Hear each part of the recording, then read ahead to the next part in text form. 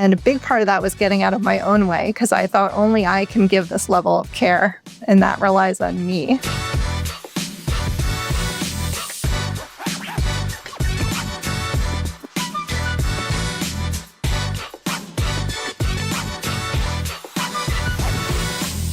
Hey, this is Paul Gough. Welcome back to another episode of the Paul Gough podcast and audio experience. We invite guests from around the world, PT clinic owners from around the world, to share their story with you of their growing up their business and ultimately escaping the 9-to-5 of the treatment room. Today's story, amazing. It's a story that's very close to my heart. I'm sure we'll have some conversations around that when we get to that point. Please welcome the amazing Joni Redlich from New Jersey, who is the founder of Kid PT. Joni, welcome. Thank you. Tell us about your story. How did you get started? Yeah, so I started, it was just me in a tiny little room. Yeah. And I had families that followed me to my practice, and they would have to park behind the building and come all the way around and up the elevator and down the stairs. And it was like a really dinky dungeon kind of place. That's where I started. I had no idea what I was doing at all. I kind of copied what I saw other practices doing that I was in previously and was kind of floundering. Mm-hmm. I found your podcast and started. Is that right? Is that the journey? Yeah. That's where it started, and I couldn't understand your accent, and I left it. And then I swung back later, and little mindset pivots. I started just changing perspectives, and all of a sudden things started changing. Okay. And so I dug deeper and then joined, I think Accelerator was the first thing. And I think I doubled my revenue after that program and said, okay, there's something here. I had never invested in learning my education. Yeah. When it came to business, I was a PT. That's all I knew was PT. Yeah. And so things kind of grew from there. And it went from me in a little dinky space to a little bigger space and bringing on front desk staff, bringing on OT, moving into a bigger space, then taking over the suite next door to where we are now, like a 3,000 square foot space with OT, PT, and soon speech, and having a whole team, and me not be the one treating anymore, but managing and growing the business. Amazing. So let's unpack all of that. A couple of things. Number one, did you have to go learn English? Did you learn how to understand English? Yes, the real English, the Queen's English. Or real question, what was the mindset shift? What can you remember? What year was this, by the way? This was 2018. Wow. And it was really that no one would pay for PT. Yep. No one would pay out of pocket. You couldn't scale that, and just no one would do it. And I had a specific... So that's what you thought? That's what I thought, and that's the messages I was getting from other people. I had a friend who kept dipping in and out of insurance, and she kept saying, and she kept dipping back in because she couldn't do it. And I almost felt like I had her in one ear and your voice in the other. And I was like, let's try that voice and see what happens. Good cop, bad cop. Yeah. Almost. It was. Then you took Accelerator. What was the shift there? What changed, do you think? I learned how to kind of build that bridge for people. Yeah. Because I didn't know there was an option beyond, do you take my insurance? No, okay, goodbye. So just explain that for somebody who's never heard that before. What does the bridge mean? Yeah, so I want families, for me, I'm talking to parents. I want parents to know they're making a decision. So if they just get a list from insurance and they call, do you take my insurance? And I say no, and they say goodbye, they're not making a decision. They're just moving on to the next thing on the paper. But if on the when they call, we have a conversation and tell me what's going on and tell me your hopes and dreams, really, your worries. And why don't you come in and visit us and let's meet in person? Then they have a decision to make. So it was empowering parents to decide what's best for their family and make an actual choice. It's a big mistake that most businesses make and they get stuck, is that there is only one way to start. And often in the first few years of business, you can actually get away with it because people want you. They want Joni, and Joni's great and Joni's amazing. So however Joni wants me to start, I will. But then as we start expanding and we hit a pocket of people that is not quite as pure as the original clients, let's say, they're a bit more resistant, they're a bit more skeptical, they're a bit more nervous. They need different ways to start, and that can be expanded to phone calls, to workshops, all of the things that that you're doing now. So what about the message? What did you learn about that one? I'm always interested in. How did you, or tell me this, what would be the typical kind of marketing strategy for somebody in the pediatric kind of space? I'd say what I shifted is talking about what parents were experiencing versus what we learn. So parents don't care about any certification I have or any of the house. They care about, is my child going to crawl? Is my child going to walk? Are they going to do these things? Yeah. So if I'm like, oh, come see my NDT certification, they don't care. And why would they? But we're only told, go take more continuing ed, go get more letters behind your name. What would a typical competitor of yours do? What would be their marketing? Well, most of them take insurance. Mm-hmm. So it's just come in, come out, and it's transactional. There's no relationship. I always tell parents, like, not only do we know who you are, we're going to probably know the favorite color of every person in your family and your pet's name and everything about your family. And it's not just a transactional, you come in this time, we're more connected and deeper than that. So your typical competitor would just get referrals through the system? Yeah. And you break away from that. Where did you, and what did you start to do to really get your name out there in the first phase of your business? Yeah, started going to moms groups, started meeting people in person and doing a lot of those things. Facebook groups too, just giving out advice. And then that starts building the reputation, and really just starting with those discovery visits made a big, big difference. Adding a free session. Adding those free sessions. That turned around. This was so many years ago, but that was the big needle turner. They could come in and meet us, and that changed things big time. First 300,000, let's say, is probably reputation, Facebook groups, you hustling and meeting people. What about that next phase that you've now crossed the barrier of a long time ago? You're almost at 1 million. What changed? What happened when you started to bring in other practitioners? How did the marketing evolve? Yeah, so for me personally, I wanted to start being home after school for my kids. Okay. And the kids want to all come in after school. Mm-hmm. So that was a bit of a, how do I make that happen? So that had to be to build a team. And a big part of that was getting out of my own way, because I thought only I can give this level of care, and that relies on me. So I had to get my ego out of the way and bring other people in, and then talk about us as a team, and that it wasn't just I and, the Joni show. It was, we are going to support your family in this way and that way, and kind of look at the big picture.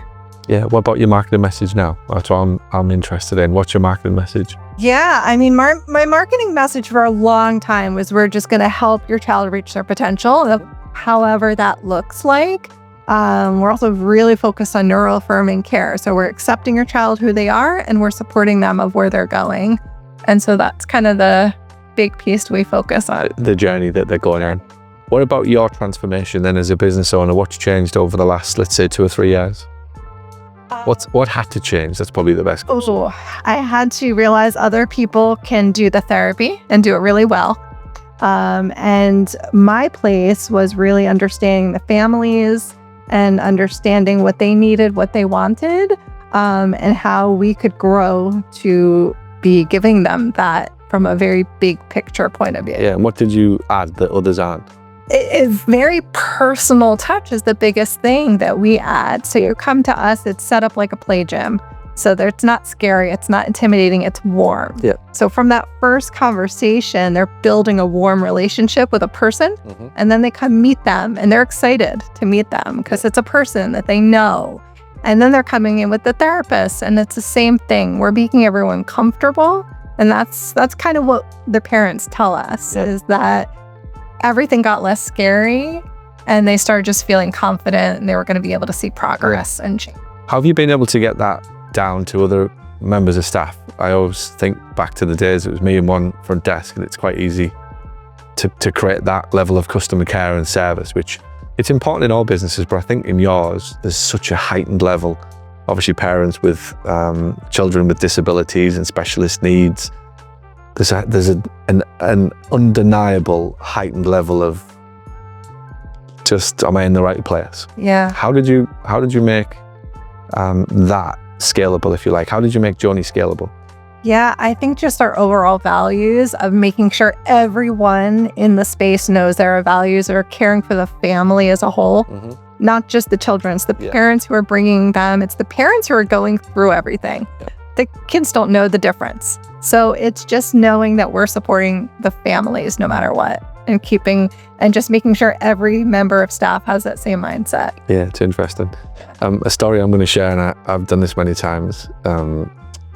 You obviously know, but I remember the day that I came back for CEO, and my little boy, I don't know if people know watching, but my boy was born with the extra chromosome about 6 weeks before I was due for a CEO session. And my first one. Best one. So this is true story. I always think life does things for you in a weird and wonderful way. And I come back from, it was probably about 8 weeks after he was born. He was in intensive care for 8 weeks, and he'd only been home a week. And I had this obligation to be here. And I thought, I was confused at the time. And I remember getting on the flight going, what the hell am I doing? I land. And then I thought, actually, in my head on the flight, I was thinking, great, you're gonna have a few days away, like you're just gonna be able to regroup and reset. And that's what I remember thinking. Get away, no one's gonna talk to you about Down syndrome, no one's gonna talk to you about anything, right? Obviously, it's always gonna be in your head, but you're just gonna have 5 or 6 days to reset. And I arrive, and it's the first session of a brand new CEO season. And I think you were the only new person in the group of that year, and you did your introduction. And I just remember, like, if the world could have just eat me up, what do? I work with kids with disabilities, including Down syndrome. And then I remember getting to your session. It was help me design a marketing plan to attract parents of kids with disabilities. And I remember just being like, actually, it was one of the best marketing plans I'd ever put together, because I was like so clear on everything that a parent goes through. And that's what is interesting about that. You recognize that your perfect patient isn't the child. Your perfect patient is the mother, the decision maker. 19 out of 20 times is the decision maker, and tailoring that message to her about the future and the potential and the well-rounded individual and all of the, just almost guaranteeing that the child, I think that's what my kind of deep down with Xander is always you just making sure that you're giving them the best chance. And even if there's a limit to everyone's progress and everyone's ability to walk and everyone's intelligence, like there is for all of us, within reason, right? Within reason. But what you want to know is that whatever that limit is, we found it. And I think that's what the marketing message really, and when we go looking for clinics for Xander, that's kind of what we're looking for all of the time. Does somebody get this? That we're not just looking for that today's session being about this or that. It's do you understand really that the parents, what keeps us awake is the idea that we might not be giving him whatever he needs really to grow. So it's an interesting thing that you've understood. On that question, or on that note, how do you, and I think this is a big question, you're in a very emotional population, a population that you might want to protect, and a population that you might have a little bit more affinity for. How do you deal with the pricing? How do you deal with the pricing conversation? Well, it's really hard. Yeah. It's something I struggled with and pushed back on. Yeah. But at the end of the day, and this is what I tell my staff too, at the end of the day, we are running a business. Mm-hmm.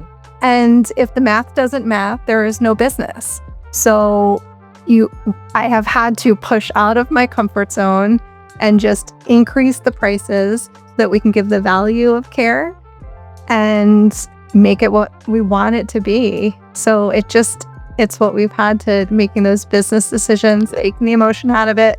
And that, I tell parents all the time, like, our focus is on the quality of care. Anyone who takes insurance is seeing your child for 30 minutes, no matter what. We may be seeing a child for 30 minutes. We may be seeing them an hour, maybe seeing them for 2 hours. We're going to do what they need and what we're recommending therapeutically, and not what someone who doesn't know anything about it is saying. So it's been definitely pushing me out of my comfort zone over and over again with it, but it's what has to happen. Yeah, I think for everybody who's in healthcare, the price thing is always that kind of heightened nervous system for themselves, if you like, of what do they charge and how do you justify it? When do you get greedy? When are you going to be perceived as greedy? All of those things kind of well around our heads. But I agree with you 100% that at the end of the day, the pricing it's not my job to decide whether you think something's expensive or not. It's that individual's job to decide whether or not they value that enough to want to pay for it. Let's go back into your business. We've got now 7 staff, 8 staff, wow. 12 staff now you're up to. So 12 staff, what are you doing to develop leaders to get you free from, you're not treating very little anymore, just as and when you want? Yeah. What are you doing? And tell me a little bit about how you're developing people inside of the business to take this on for you so we go past 1 million. Yeah, so bringing on an operations manager who is someone that the staff can go to that person instead of going to me with all the questions. Yeah.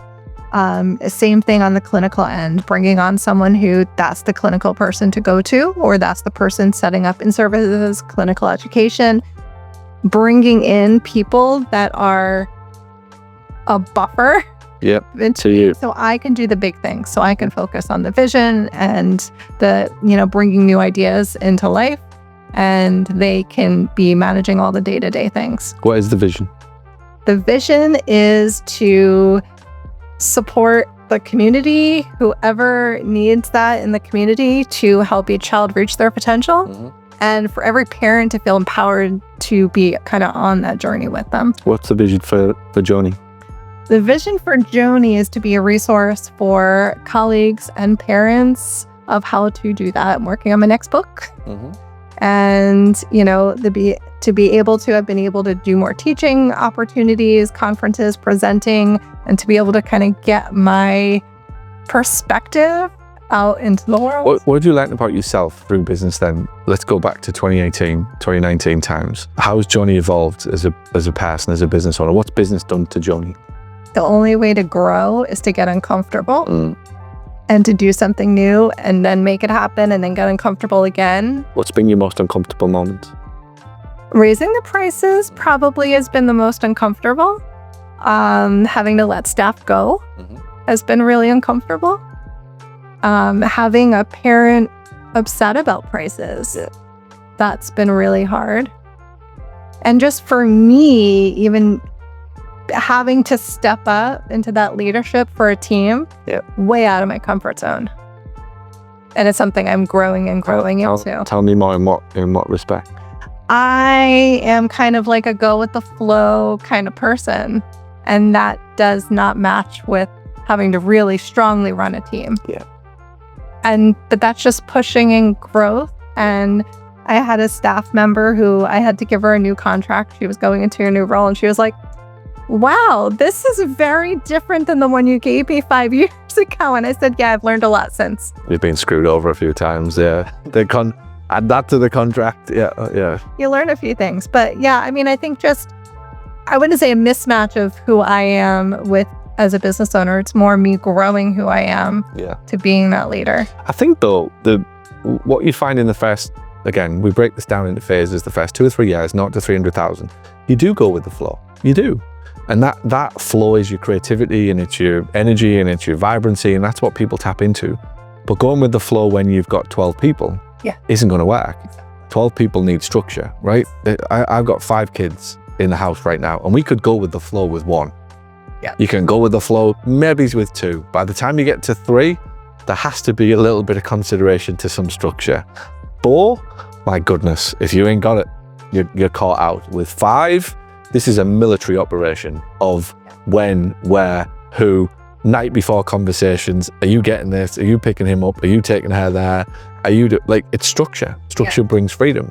And the more that we have that, the better the family unit runs. And I find that as your business gets bigger, that's what you're going to have to be better at structure, which is a challenge because inevitably to grow the business, we need to be creative, which is quite difficult. Creative people don't like structure typically, but once you settle into structure, you realize that actually gives you the room for more freedom, less chaos. Yeah, if you're constantly dealing with drama and fires and you haven't got windows in your day or your calendar or your night or your weekend to be creative, to think about your programs and to think about where you're going to evolve the business, we can't we can't achieve what we potentially could.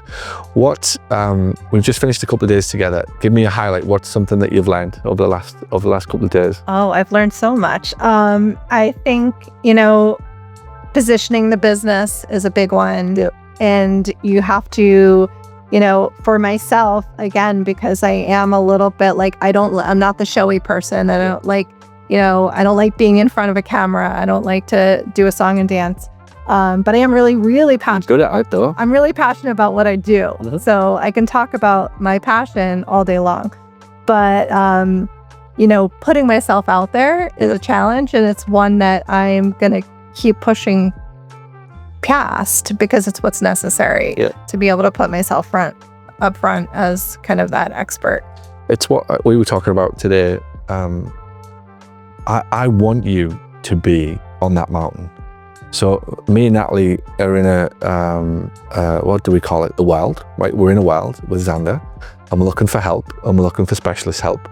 And the last thing that we want is a sea of sameness. That just adds to the fear. It adds to the anxiety. We do a Google search and 7 Me Too kind of kid PTs pop up, right? Now what do? None of them really fill us with glad. We call. Nobody calls us back. We leave a voicemail. Somebody gets back to us 2 days later. They all sound the same, price the same, look the same. Like, do we really go to bed thinking, actually, this is the best that we can do? Or are we settling here?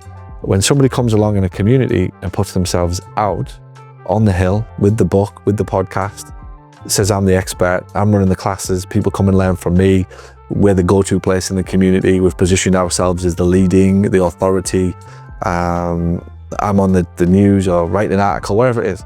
We find that lady or that guy, like, that's the one. Yeah. That's the one we wanted. That's the one that made our decision easier. And when people think about that as a business, really what you're doing is helping people make decisions. I've always said this, all we ever do, everything that we do is about helping somebody do the thing that they can't do, and that's make a decision. Most pain, most struggle, most problems, financial issues, whatever it'll be, lost opportunities, missed opportunities, it's all because somebody at the time couldn't make a good decision. And if they'd have found somebody who could help them make a decision, life might have been very, very different. Right. So I take it very seriously, and I think it's for you and in any population, but most definitely in yours, the opportunity to be the girl, like the person that they look at and are filled with certainty and confidence. I can't tell you what it does. Obviously I'm biased because I'm sort of in that world, but I can't tell you what it does when you find somebody that you think, that's the one, that my little boy.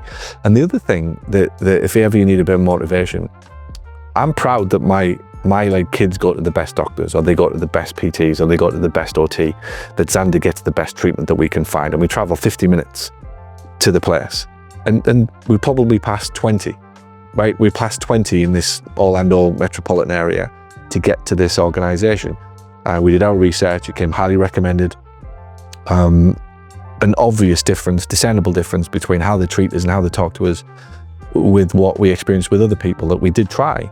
So we're willing to do that, but I don't know, for Natalie, I've never actually asked her this, but I go to bed quite proud that I've been able to get my boy to the best location. And I think that's what you have to never forget as you set your business and your day up and you write your books and you run your podcast, that people are going to be thrilled that they got the opportunity to go work. It might not be with you, but to be part of your organization. Yeah, I mean, parents have told us that. They have told us that over and over, that they are just grateful that they found us and that they can't imagine their lives without us. And so I feel like they're reflecting what I've been working to create. What does the future look like? How big does this get? I don't have a goal of multiple clinics. Yeah. I have a goal of one really strong clinic where, I have worked with families from all over the world, all over the country, where I have a family actually coming in 2 weeks from the other side of the country where people know that we are a place that they can come do that. Yeah. So, I want us to just kind of build now that we're adding speech therapy, it's a place that has the OT, PT, and speech all in one place, but that families can find us from wherever they are that are looking for those opportunities for their children to do. take those steps forward. I think you've got a very strong brand in what you've built. It wouldn't surprise me if it's licensable at some point. Not yet, but that's the next sort of frontier of your learning, possibly franchisable, although that's a big, that's a much bigger conversation, but licensable, definitely. And it wouldn't surprise me if somebody at some point wanted to buy what you've built and just to be part of you and how you've done what you've done. Yeah, which I think is definitely amazing. see that in the future. Little question there, just before we finish. You touched on the fact that you've hired OT and speech now. I've often encouraged people to hire multidisciplinary, whether it's athletic trainers, sports therapy, OTs if you're a PT, PTs if you're OT. And people are a little bit resistant because they feel comfortable hiring an admin, comfortable hiring a PT, but it just feels spooky for a typical PT to consider hiring somebody with a different disciplinary. What was that like for you when you hired your first OT? I think it's very different in the pediatric world. I've actually worked closer with OTs at speech therapists than PTs in a lot of places I've been. So when it comes to children and development, there's a lot more overlap, I think, than in the adult world. So OT was easy. OT, I almost as soon as I was open, I also had OT. It grew later on, but very, very quickly. Speech, I'm now going into 10 years next year and just adding it on now. Speech is a little bit of a different world, not as much overlap. And for me, it took finding someone that I really trust as a professional to bring in, since they're going to be the face of speech for the practice. Talk to us about what impact that has on the business that I could derive for OT or PT or now speech therapy. Yeah, so we're able to just support children wherever they're at. And I've always told parents that, they never should think they have to do all the things all the time. They should be shifting priorities. This is a marathon. This is not a sprint. And so they have to shift their priorities. And so we always did that between OT and PT. We would go back and forth and said, okay, now do a social group and now go practice in the real world and we'll do a check-in, do another round. Now we can do that with all three disciplines and really support the children as they grow over time and as their needs change. So now we want to focus on feeding. Okay, now we're going to move back into PT and now more of regulation, whatever it is, we can kind of follow that support wherever the kids need it. What I loved about what we spoke about today as well was you'd identified and recognized that, for example, if the child has Down syndrome, it could be that the parent has a heightened want for speech to be the primary thing that they call you for. Whereas if the child has cerebral palsy, it could be more the physical therapy that they're looking for, and not to try and push one or the other down the parent's throat, or have a one-size-fits-all, that each individual has a different likelihood that they want to start with something, even if you disagree with it. Right. Yes. And again, that's getting beyond the ego. And it's, when we build a relationship, we can make those recommendations.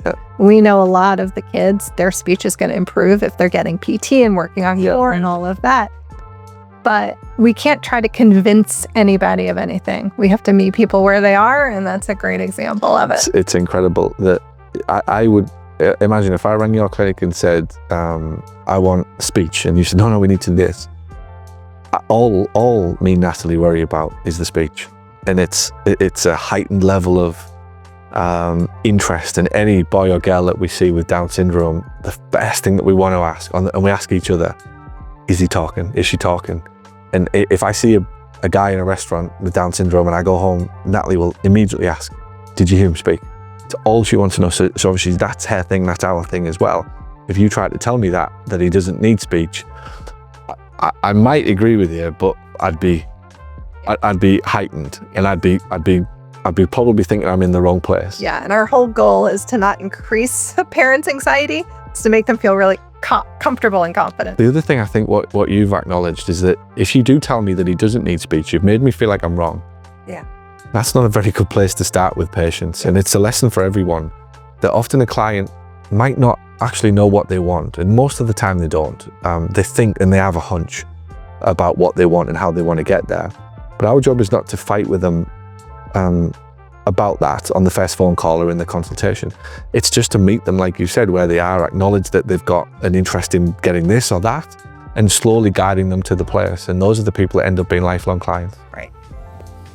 Thank you very much. You're doing amazing. I appreciate you. Good luck and congratulations on your success so far. Thank you. Hey, this is Paul Gough. Thanks for watching. If you like my content, be sure to subscribe to the channel. And if you're looking for even more, be sure to head over to Amazon and you can find my 7 best-selling books for physical therapists in private practice. Head over to Amazon and find me now.